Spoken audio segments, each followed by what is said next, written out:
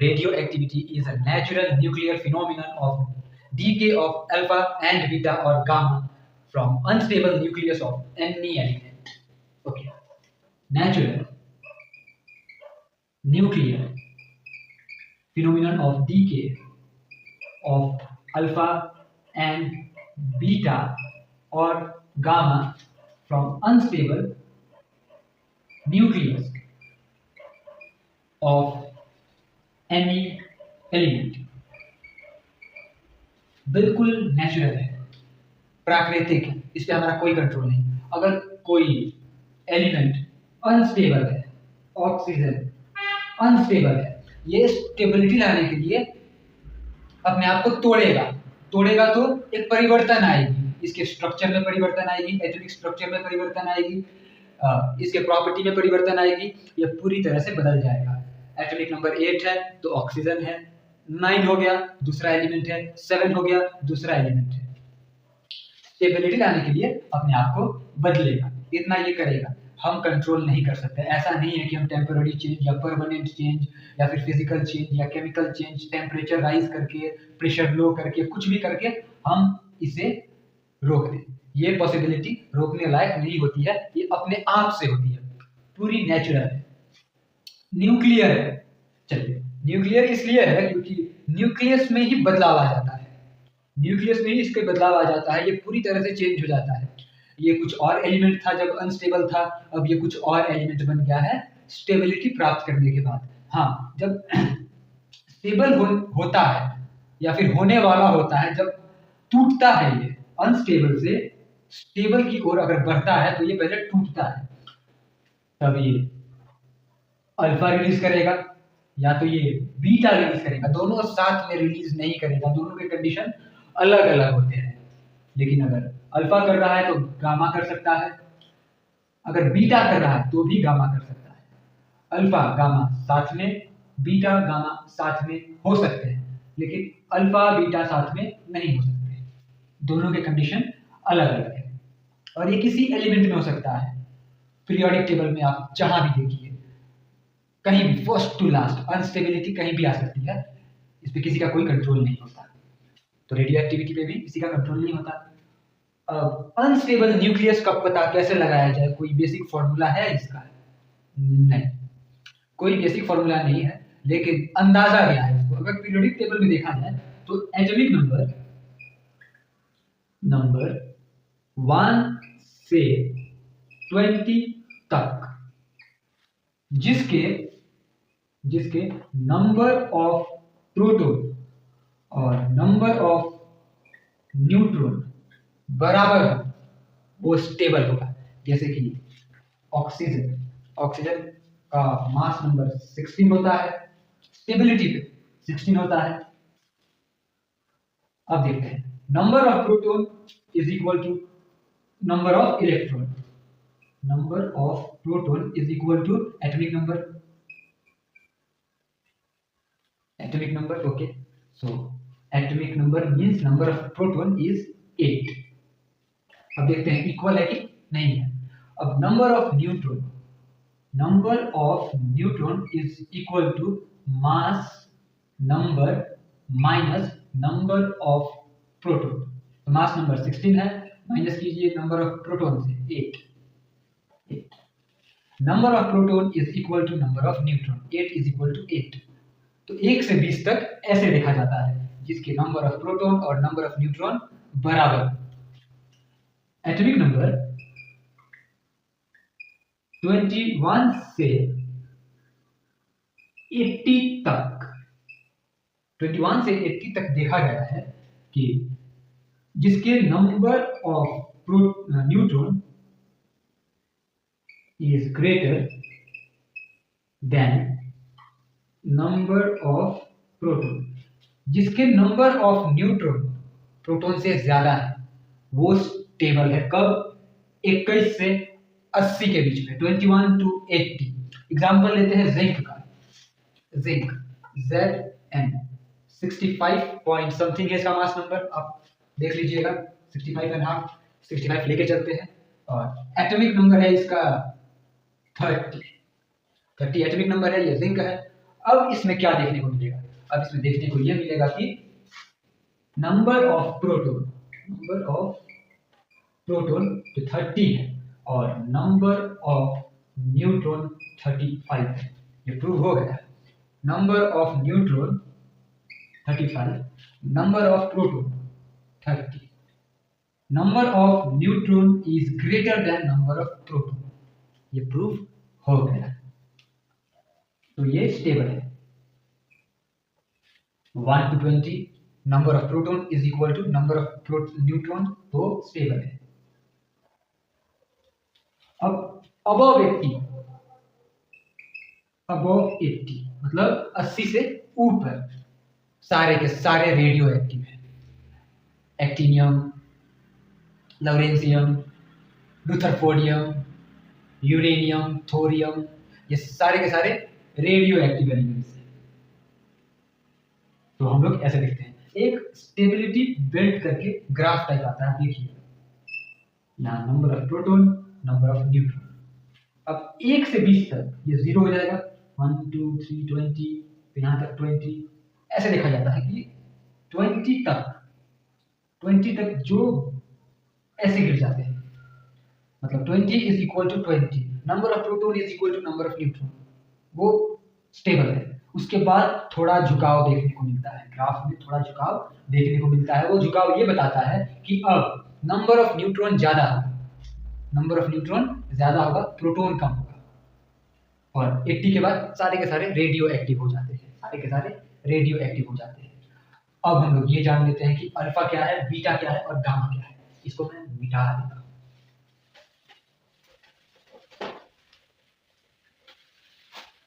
हाँ, तो alpha, beta और गामा। चलिए, अल्फा कब निकलता है?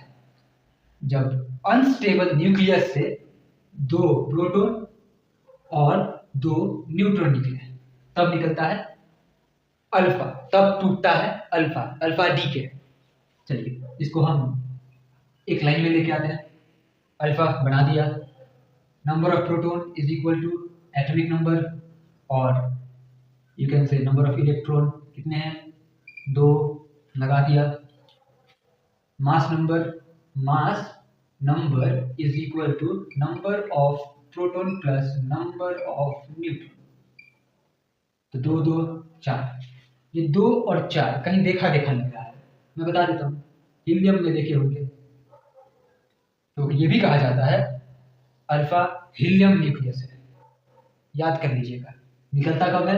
जब 2 प्रोटॉन और 2 न्यूट्रॉन निकले, कहां से? न्यूक्लियस से, अनस्टेबल न्यूक्लियस से, तो ये कंडीशन आती है। अब देखते हैं बीटा में। बीटा क्या है? जब न्यूट्रॉन अपने आप को प्रोटॉन से मिलाने की कोशिश करता हो, अपने आप को प्रोटॉन से मिलाने की कोशिश करता हो, तब ये कंडीशन होता है कि बीटा निकले। ये अपने आप को मिलाने की कोशिश करेगा, एक करने की कोशिश करेगा, तो 1 से 1 गया, 0, कुछ नहीं बचा। अब 0 में से भी 1 चला गया, लोअर टर्म को देखिए, 0 में से भी 1 चला गया, और माइनस। इलेक्ट्रॉन है। गामा क्या है? गामा इलेक्ट्रोमैग्नेटिक वेव है, लाइट है। Gamma is electromagnetic wave. अब देखते हैं यूरेनियम 235 92, इसमें से ये अनस्टेबल था, इसमें से निकला अल्फा, एक अल्फा निकला, 2 4, ऐसा कर दीजिएगा। अब ये क्या बन जाएगा? फर्दर ये क्या बन जाएगा? ये पेरेंट और डॉटर प्रोडक्ट क्या होगा इसका? तो 92 में से 2 निकल गया, 235 में से 4 निकल गया, 231। थोरियम है ये, उसी प्रकार से और भी आ जाएंगे आपके पास। एक एलिमेंट है X, जिसका एटॉमिक नंबर है 72 और मास नंबर है 108। इसमें से 3 अल्फा निकले, 3 अल्फा निकले, मतलब कि क्या निकला इसमें से? 3 3 ज़ा लोअर टर्म में 9, 3 4 ज़ा अपर टर्म में 12। अब आप माइनस करके बताइए कि y का वैल्यू क्या होगा, डॉटर का वैल्यू क्या होगा। तो 108 से 96 और 72 में से 9 गया 263, इस प्रकार से। अब फर्दर ये आगे बढ़ गया, इसमें से एक बीटा निकला। अब इसका क्या होगा? अभी तक हम देख रहे थे, सब्ट्रैक्ट कर रहे थे, यहाँ से यहाँ पे पहले से ही सब्ट्रैक्शन का साइन है, माइनस का साइन है, तो हम ऐड कर देंगे। z जो है ये बन जाएगा, ऊपर का टर्म ऐसा ही रहेगा क्योंकि ऊपर कुछ नहीं है। 96 प्लस नथिंग 96, 63 और 1 64। इस प्रकार से हम देखते हैं। एक और बात, जब बीटा निकले तो एनर्जी तो निकलती ही है, एनर्जी तो निकलती है, साथ में एंटी न्यूट्रिनो निकलते हैं, एंटी न्यूट्रिनो। ये मासलेस होते हैं, शेपलेस होते हैं, इनविजिबल होते हैं। इनका काम क्या होता है? इनका काम होता है मोमेंटम कंट्रोल करना। अब आप अल्फा से कंपेयर कीजिए, अल्फा के पास मास है, इसके पास तो मास भी नहीं है, लेकिन ये कहीं एक्सटर्नल फोर्स से नहीं होता, ये इंटरनली होता है, एक एलिमेंट के अंदर हो रहा है। तो जब इंटरनली कुछ होता है तब धक्का नहीं लगता, तब फोर्स नहीं लगता। आपको कोई बाहर से आके धक्का दे तो आप हिल जाइएगा, लेकिन आपके अंदर ही धक्का लगा हुआ है, कहीं पे आप बैठे सोच रहे हैं, वहां फील नहीं होता। उसे कौन कंट्रोल करता है? Anti neutrino. क्या करता है? क्या कंट्रोल करता है? फिर से एक बार, मोमेंटम कंट्रोल करता है। मोमेंटम जो एक निकला वो मोमेंटम, जैसे कि न्यूक्लियस से बीटा निकला, एक मोमेंटम निकला, उसे एंटी न्यूट्रिनो कंट्रोल करेगा। तो जब बीटा निकले एंटी न्यूट्रिनो, जब बीटा निकले एंटी न्यूट्रिनो, एनर्जी के साथ एनर्जी निकलेगा, एंटी न्यूट्रिनो निकलेगा, एनर्जी निकलेगा, एंटी न्यूट्रिनो निकलेगा। अब बीटा क्या है? इलेक्ट्रॉन है, बीटा एक इलेक्ट्रॉन है। इसका एंटी पार्टिकल क्या हो जाएगा? पॉजिट्रॉन। Positron, positron. कंडीशन कुछ नहीं है, एन ऊपर 0, यहां प्लस प्लस 1, ठीक उल्टा। जब बीटा निकलता है एंटी न्यूट्रिनो निकलता है, जब पॉजिट्रॉन निकलता है तब क्या निकलता है साथ में? न्यूट्रिनो।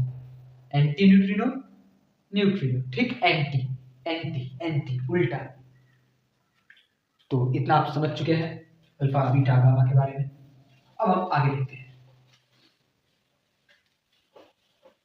एक और देखते हैं, एक और देखते हैं। x, इसमें से निकला अल्फा 2 2 4, तो ये बन जाएगा y, इसमें से निकला 2 बीटा और निकला इसमें से गामा, गामा निकला।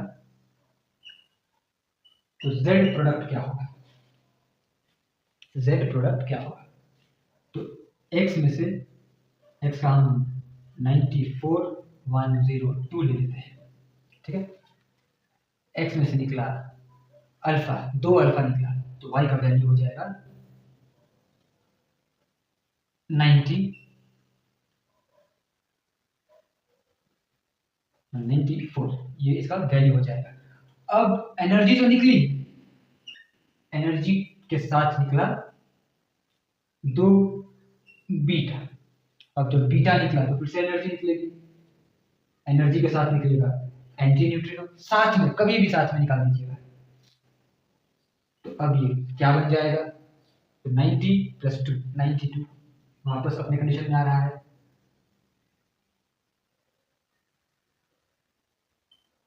जेड, और 94 में से कुछ नहीं गया तो 94 ऐसे ही रहेगा। अब आपने अभी तक सब कुछ देखा, बीटा आया, बीटा आया, जेड बन गया, जेड का वैल्यू भी मिल गया। फिर गामा का क्या? तो गामा के पास कुछ है ही नहीं, हम क्या ऐड करेंगे? गामा इलेक्ट्रोमैग्नेटिक वेव है, वो आया चला गया, कुछ नहीं, कोई परिवर्तन नहीं, कोई चेंज नहीं, वैसे का वैसा। बस आप बस ऐड कर दीजिएगा कि हाँ गामा आया था, और क्या करना है आपको, आप समझ आ गया होगा। अब देख लेते हैं हम डिफरेंस। डिफरेंस से पहले एक और एग्जांपल देखना चाहूंगा मैं, क्योंकि इसका तो हमने देख ही लिया था, थोरियम को लेके क्या देखा था हमने कि यूरेनियम है 235 92, इसमें से निकला अल्फा 2 4 और ये बन गया थोरियम। कैसे? 92 में से 2 गया, 92 में से 2 गया तो 90 बना, इधर 235 में से 4 गया 231 बना, थोरियम आ गया। ये अल्फा का हो रहा है। बीटा पे क्या हो रहा है? बीटा पे ये हो रहा है,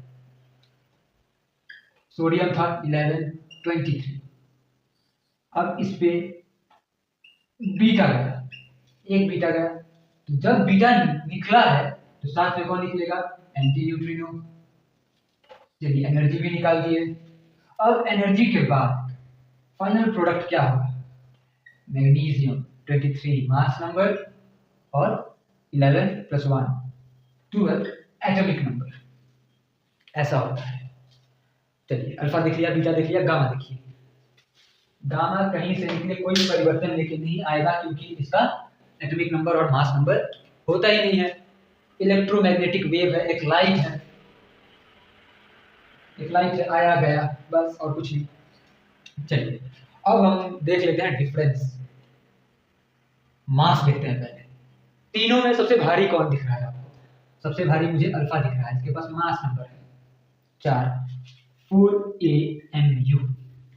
अब आते हैं बीटा पे। बीटा क्या है? इलेक्ट्रॉन है। इलेक्ट्रॉन का वेट होता है 9.1 × 10⁻³ kg।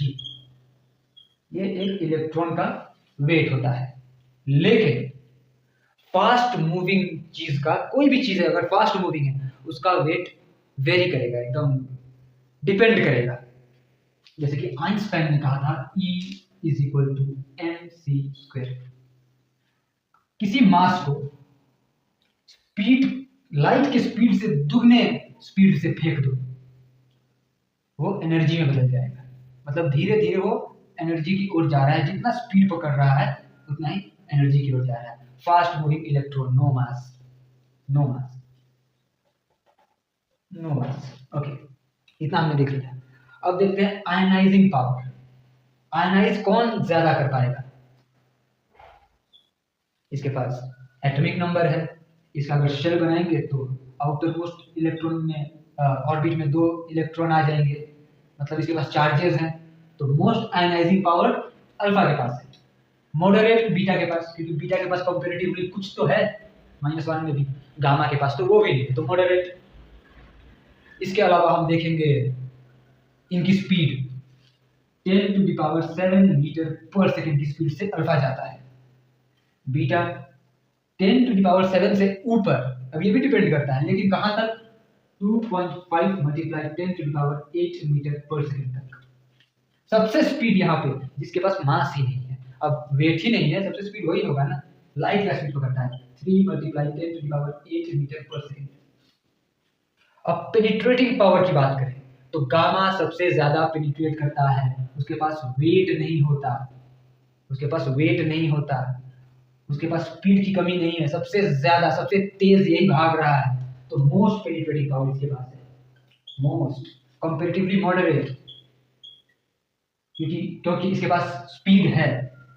और सबसे लीस्ट यहाँ पे अल्फा हो जाएगा पेनिट्रेटिंग के मामले में, क्योंकि स्पीड कम है, कम नहीं है, कम नहीं बोलूंगा, कम नहीं है, लेकिन कंपैरेटिवली कम है, तो लीस्ट। हर जगह लीस्ट गामा था यहाँ पे। उल्टा हो गया, यहाँ दो कंडीशन में उल्टा हो गया। तो ये अपना अल्फा, बीटा और गामा का fission. The process due to which heavy nucleus of an atom or an element gets divided into lighter nuclei. Heavy nucleus gets divided into lighter nuclei. मतलब कि एक न्यूक्लियस है जो टूट के दो भागों में बट जा रहा है। अब न्यूक्लियस क्या होता है? न्यूक्लियस किसी भी एलिमेंट के चरित्र को बताता है, उसके प्रॉपर्टी को बताता है, उसके ट्रेट को बताता है कि ये मेटल है कि नॉन मेटल है, ये रेडियो एक्टिव है कि रेडियो एक्टिव नहीं है, ये आइसोटोप है कि आइसोटोप नहीं है, इसके एटॉमिक नंबर क्या है, इसका मास नंबर क्या है। हर एलिमेंट का अपना अपना एटॉमिक स्ट्रक्चर होता है, अपना अपना न्यूक्लियस होता है। और अगर न्यूक्लियस में चेंज आता है मतलब कि पूरे एटॉमिक स्ट्रक्चर में चेंज आ गया, उसका एटॉमिक नंबर बदल जाता है, मतलब कि वो एलिमेंट ही बदल गया।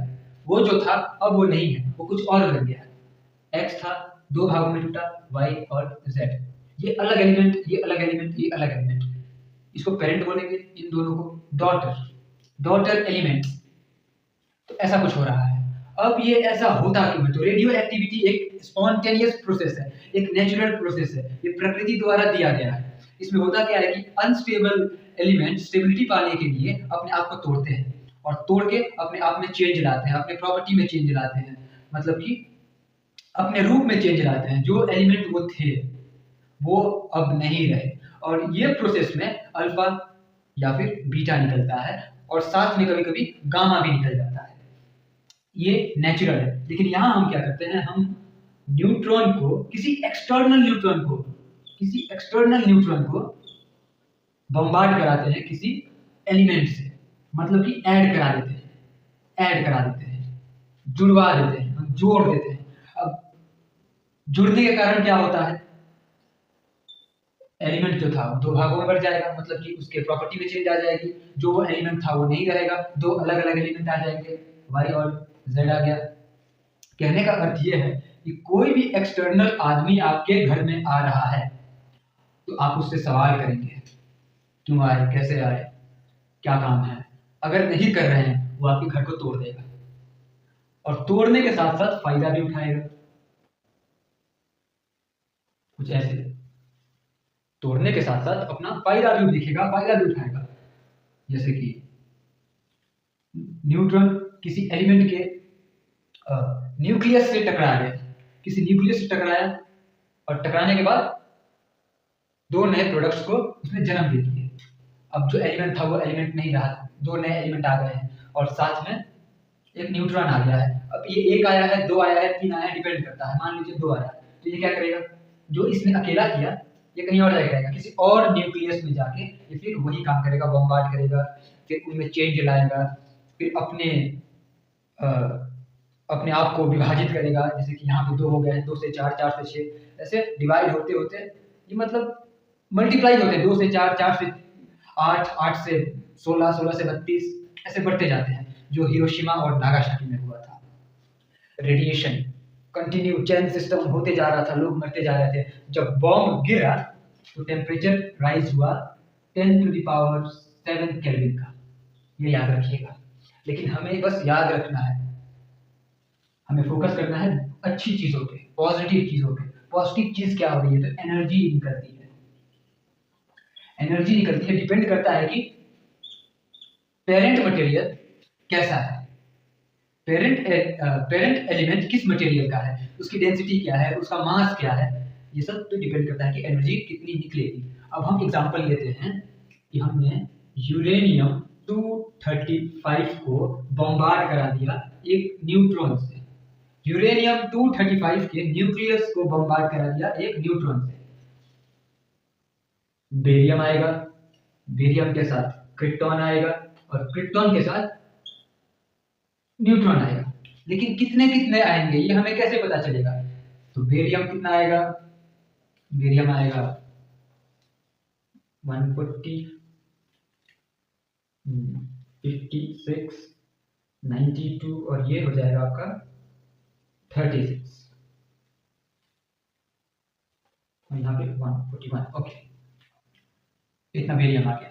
अब हम पता लगाएंगे कि न्यूट्रॉन कितना आया है। तो इसके लिए हम क्या करेंगे, हम डॉटर्स के एटॉमिक नंबर को और मास नंबर को ऐड करेंगे, पेरेंट के एटॉमिक नंबर और मास नंबर को ऐड करेंगे। डॉटर के करेंगे, आपको समझ में आ रहा है। पेरेंट के क्यों करेंगे, पेरेंट के इसलिए करेंगे क्योंकि यूरेनियम टकराया है एक न्यूट्रॉन से, मतलब ये दोनों मिल गए हैं, वो एक न्यूक्लियस में चला गया है, न्यूट्रॉन यूरेनियम के न्यूक्लियस में चला गया है, मतलब कि ऐड हो गया है। तो यहाँ हम ऐड करेंगे 92 + 0 92, 235 + 1 236, ओके 56 + 36 92, 141 + 92 141, 3 233, ओके। अब हम सबट्रैक्ट करेंगे पेरेंट और डॉटर को, 92 - 92 गया, कुछ नहीं बचा। अब मास नंबर पे देखते हैं, एक जगह 236 है, एक जगह 235 है, कितने का डिफरेंस है, 3 का। 3 न्यूट्रॉन नए बने, अब ये तीनों अलग अलग न्यूक्लियस से टकराएंगे और ऐसे ही बम्बार्ड करेंगे, साथ में निकलती है एनर्जी। मैंने बताया था एनर्जी डिपेंड करता है पेरेंट मटेरियल पे, तो पेरेंट मटेरियल यहाँ पे यूरेनियम है, यूरेनियम एमिट करता है 200 मेगावोल्ट का एनर्जी। ये देखते हैं हम। अब दूसरा एग्जांपल हम लेंगे, हम फिर बम्बार्ड कराएंगे एक न्यूट्रॉन को यूरेनियम 235, जो कि यूरेनियम का आइसोटोप होता है 92, ओके यूरेनियम 292, हमारा क्या आएगा, स्ट्रोंट्रियम आएगा, Sr strontium plus xenon, okay strontium plus xenon 94 + 38, 38 यहाँ हो गया, 94 यहाँ हो गया, यहाँ पे हो जाएगा 140 और यहाँ पे 54, ओके। अब हम ये देखेंगे कि न्यूट्रॉन कितना निकला है अपना, न्यूट्रॉन हमारा कितना निकला हम ये देखेंगे। अब तो इसको ऐड किया 92, इसको ऐड किया 92, 235 यहाँ पे 236 हो जाएंगे, दोनों मिलके 236, यहाँ पे 236 और यहाँ पे 140 में 94, 234, फर्क कितने का आ रहा है, 236 एंड 234, ये तो कट जाएगा, 236 234 दो का फर्क आ रहा है, मतलब कि दो न्यूट्रॉन और जन्म ले चुके हैं कहीं और बम्बार्ड होने के लिए, प्लस एनर्जी। मैं एनर्जी पर बहुत ज्यादा फोकस कर रहा हूँ इसलिए क्योंकि हमें इसका ही काम है, हमें रेडिएशन से कोई मतलब नहीं, हमें एटॉमिक बॉम्ब से कोई मतलब नहीं है, हमें ये देखना है कि एनर्जी अगर एक बार के बम्बार्डमेंट से इतनी निकल रही है 200 मेगावाट की, तो हम ऐसा प्लांट लगाए जो 24 घंटे चले और million and trillions of neutron जाके यूरेनियम 235 से टकराए, उसके न्यूक्लियस के अंदर जाए, टकराए, उससे बम्बार्ड करे और ढेर सारी एनर्जी लाके दे, प्रेजेंट करें, ताकि हमारे देश का विकास हो सके। लेकिन हम नहीं कर पाते हैं। अगर हम माइनिंग करते हैं यूरेनियम का तो 238 अधिकतर मिलेगा, 235 मिलेगा भी तो कितना 0.7, उसको भी पहले ओर से निकालो, उसको फिल्टर करो, बहुत सारे होते हैं, फिर उसका प्लांट लगाओ, फिर प्लांट भी बहुत प्लानिंग के साथ करना चाहिए, क्योंकि ऐसे रेडियो एक्टिविटी में गामा रे का निकलना बहुत, क्या बोलता हूँ मैं, गामा रे का निकलना बहुत आसान हो जाएगा, बहुत कॉमन हो जाएगा, कहीं क्रैक्स देखेंगे वहीं से निकल जाएंगे, बहुत डेंजरस होता है। इसलिए थोड़ा, और फ्यूचर कौन जानता है नहीं पता, लेकिन फिलहाल के लिए अपने पास बहुत कम चांसेस है, तो आप इसको देख लीजिए एक बार।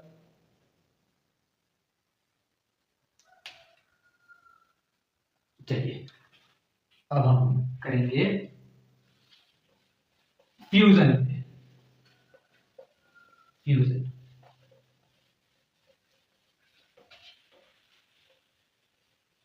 फ्यूजन मतलब स्प्लिट करना, फ्यूजन मतलब जोड़ना, लेकिन फ्यूजन करने के लिए हमें टेम्परेचर चाहिए 10⁷ केल्विन।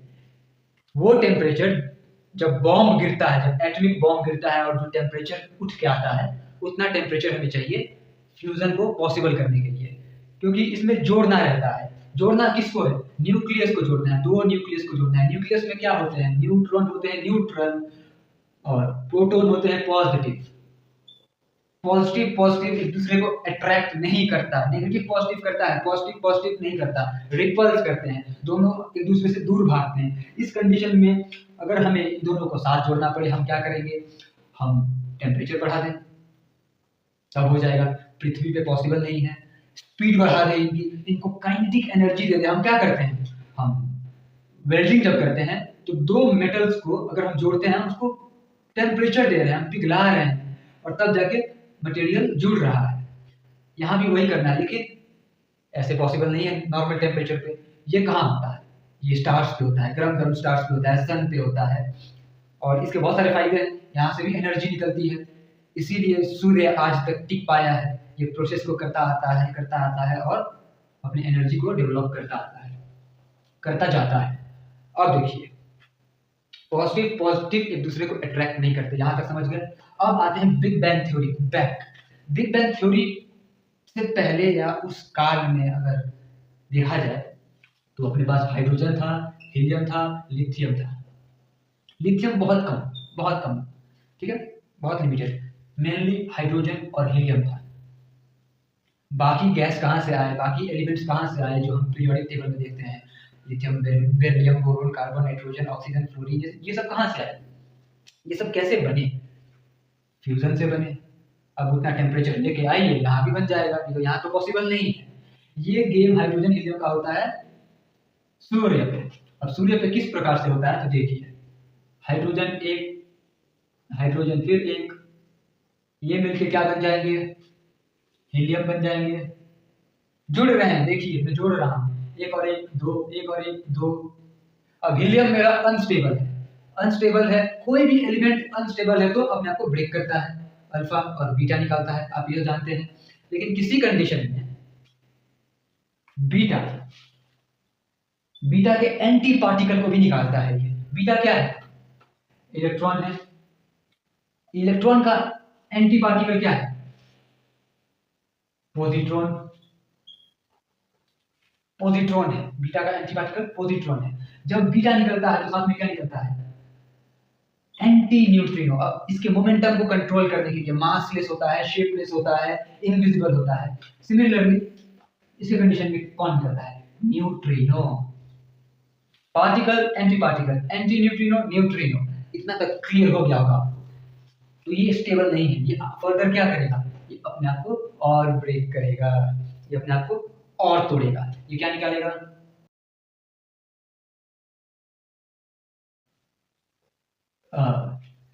पॉजिट्रॉन निकाला, न्यूट्रिनो निकाला, इसके बाद क्या करेगा, एनर्जी निकालेगा। अब ये क्या बन गया, तो दो में से एक गया, एक ऊपर का दो।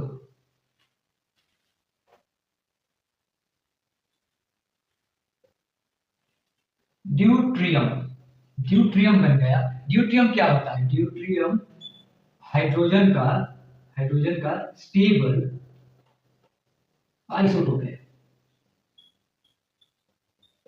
है। यही तो हो रहा है। हीलियम और हीलियम मिलके कुछ और बन जा रहे हैं, 2 4 2 4 8 2 2 4। बेरिलियम बन गए। इस प्रकार से अनस्टेबल है थोड़ा, लेकिन इसी प्रकार से चलता रहता है। ये पॉसिबल होता है सन पे या फिर हॉट स्टार्स पे। हाँ, जब हाइड्रोजन का मिश्रण होता है, कॉम्बिनेशन होता है, तो एनर्जी निकलती है कितनी, 0.42 मेगावाट। बहुत कम है। आपको क्या लग रहा है, सन इतना बड़ा है, इतनी सारी गैसेस हैं, एक बार में 1 सेकंड में ट्रिलियन से भी ऊपर काम हो रहा होगा। सन ऐसे ही हीटेड नहीं है। चलिए, आप लोग को इतना याद रखना है कि हाइड्रोजन अनस्टेबल, हीलियम अनस्टेबल है, इसीलिए स्टेबिलिटी लेने के लिए पॉजिट्रॉन रिलीज कर रहा है, साथ में न्यूट्रिनो रिलीज कर रहा है, साथ में एनर्जी रिलीज कर रहा है, कितना, 0.42 मेगावाट का। उसके बाद ड्यूट्रियम बन जा रहा है, जो कि स्टेबल आइसोटोप है हाइड्रोजन का। Done. Okay, difference between fission and fusion कर लेते हैं। हमें समझ तो आ गया होगा, लेकिन लिख दिया तो कर ही लेते हैं। फिजन क्या होता है? स्प्लिटिंग, टूटना। टूटना किसका? न्यूक्लियस का दो भागों में विभाजित होना। ये कब होता है? जब एक हाई स्पीड न्यूट्रॉन आके किसी न्यूक्लियस से टकराता है, वो न्यूक्लियस दो भागों में टूट जाता है, दो अलग अलग न्यूक्लियाई बन जाता है, मतलब कि दो अलग अलग एलिमेंट तैयार होते हैं। Splitting of nucleus into two different nuclei, मतलब कि दो एलिमेंट का तैयार होना। कब? जब एक हाई स्पीड न्यूट्रॉन आके किसी न्यूक्लियस से टकराएगा। ये नेचर में कॉमन नहीं होता है। देखिए, रेडियो एक्टिविटी, ये जो प्रोसेस है ये नेचर में कॉमन है। जब कोई एलिमेंट अनस्टेबल होता है तो अपने आप को स्टेबल करने के लिए अपने आप को तोड़ता है, उसमें से अल्फा या फिर बीटा निकलता है, साथ में गामा भी निकल जाए, लेकिन अल्फा बीटा साथ में नहीं निकलते। और इस प्रोसेस में क्या होता है? एलिमेंट अपना रूप बदलता है। तो ये नेचर में कॉमन है। लेकिन फिजन जो है ये नेचर में कॉमन नहीं होता, ये नेचर में बिल्कुल कॉमन नहीं होता। हम खुद एक हाई स्पीड न्यूट्रॉन को किसी न्यूक्लियस से टकराते हैं, बॉम्बार्ड कराते हैं, और वो स्प्लिट हो जाता है, टूट जाता है, दो अलग अलग एलिमेंट तैयार होते हैं। इसमें ये हम करते क्यों है? लेकिन एनर्जी उत्पन्न करने के लिए। High energy is released. Example लिखिए, एक न्यूट्रॉन यूरेनियम 235 से टकराया, ये दोनों मिलके क्या बन जाएंगे? यूरेनियम 236 अनस्टेबल हो गया, टकरा गया है, टूट जाएगा। टूट गया, बेरियम बन गया, क्रिप्टॉन बन गया। ठीक है, बेरियम बन गया, क्रिप्टॉन बन गया। एक न्यूक्लियस था, दो अलग अलग न्यूक्लियाई। ठीक है, साथ में ऐसे और 3 न्यूट्रॉन तैयार होंगे जो अलग अलग एलिमेंट को जाएंगे, उनके न्यूक्लियस से टकराएंगे, और ये प्रोसेस फिर से दोहराएंगे, मतलब होता रहेगा। एक बार हमें खुद करना है, बाकी ये अपने आप होता रहेगा। इस प्रोसेस में एनर्जी रिलीज होती है। चलिए, ये समझ गए। और फ्यूजन, फ्यूजन ठीक उल्टा है। फ्यूजन मतलब मिश्रण, मिश्रण मतलब कि मिलना। फ्यूजन ऑफ न्यूक्लियाई, दो अलग अलग न्यूक्लियाई होंगे छोटे छोटे, उनका मिश्रण into one large nucleus, into one large nucleus. इसके लिए हाई टेम्परेचर चाहिए, कम से कम 10⁻⁷ केल्विन का। तो नेचर में ये कॉमन नहीं होता, ये हम खुद कराते हैं। लेकिन ये नेचर में कॉमन है, यूनिवर्स में कॉमन है, यूनिवर्स में कॉमन है। हाई टेम्परेचर दे दीजिए बस, पृथ्वी पे नहीं, सन पे या फिर अन्य गर्म स्टार्स पे हो जाएगा। इसमें भी हाई एनर्जी निकलती है कब? जब लाइट रिएक्शन, लाइट न्यूक्लियाई का reaction, and high energy is released in reaction of light nuclei. वो वहीं अगर हैवी हो जाए, हैवी के केस में नहीं होगा। ठीक है, एग्जांपल देखिए, ड्यूटेरियम को ट्रिटियम से फ्यूज कराया, मिलाया, एक अनस्टेबल हीलियम हमें देखने को मिला। अब ये अनस्टेबल है, अपने आप को स्टेबल करेगा, पॉजिट्रॉन रिलीज करेगा। जब भी बीटा आया है तो साथ में एंटी न्यूट्रिनो भी आया है, तो जब पॉजिट्रॉन आएगा तो एक न्यूट्रिनो निकलेगा, उसको कंट्रोल करने के लिए, उसके मोमेंटम को कंट्रोल करने के लिए एनर्जी तो निकलेगी, और ये अपने आप को स्टेबल कर लेगा, एक हीलियम तैयार हो गया। इस प्रकार से गैसेस बनते गए। अब आइंस्टाइन ने 1913 में क्या किया? What did he do? उन्होंने कहा कि मास कुछ नहीं, मास एनर्जी का स्वरूप है। मास कहीं नहीं जाता, गायब होकर यूनिवर्स में ही रहता है। उसको आप एक जगह से गायब कीजिए तो आपको लगेगा कि ये गायब हो चुका, अब ये मास डिस्ट्रॉय हो चुका, नहीं आएगा, ऐसा नहीं है। Mass is a form of energy, energy कभी खत्म नहीं होता। ठीक है, अपने आप को बदलता है, ये अलग बात है, हम ट्रांसफॉर्म कर सकते हैं उसको, लेकिन हम खत्म नहीं कर सकते। Energy is equal to mass, उन्होंने ये कहा था। अब इसे प्रूफ करने के लिए क्या करना पड़ेगा? तो देखिए, एक इलेक्ट्रॉन का भार कितना होता होगा? एक इलेक्ट्रॉन का भार कितना होता होगा? 9.1 into 10⁻31 kg, 31 kg। इतना वेट होता है किसका? एक इलेक्ट्रॉन का। फिर हम लोग बीटा जो है, हम लोग बीटा का काउंट क्यों नहीं करते हैं कभी भी? मास, अगर मास है तो हमें काउंट करना चाहिए था, क्योंकि beta is a fast moving electron. Fast moving है ना, तो मास वेरी करता है, डिपेंड करता है। जितना स्पीड बढ़ता जाएगा ना, मास की वैल्यू उतनी कम होती जाएगी, और किसी पॉइंट पे वो मास अपने आप को पूर्ण रूप से कन्वर्ट कर लेगा एनर्जी में। वो मास अपने आप को एनर्जी में कन्वर्ट कर लेगा, लेकिन उसके लिए उतनी स्पीड चाहिए। स्पीड कितनी चाहिए? लाइट के स्पीड से 2 गुना, double of light of speed. ठीक है, अब देख लेते हैं एनर्जी कितनी निकलती है। अगर 1 kg मास है, 1 kg मास है, लाइट की स्पीड क्या होती है? 3 × 10⁸ मीटर पर सेकेंड। इसको हम 2 बार लिखेंगे, 2 बार दुगना करना है ना। ओके, अब आप इसको मल्टीप्लाई कीजिएगा, आंसर तो यही आना है। ओके, 3 × 3 9 हो जाएगा, 9 × 10, ये और ये एक बार में लिख दिया। अब हमने एक्सपोनेंट पढ़ा था मैथ्स में, आपको याद होगा। मल्टीप्लाई के कंडीशन में क्या होता है? पावर को हम ऐड कर देते हैं।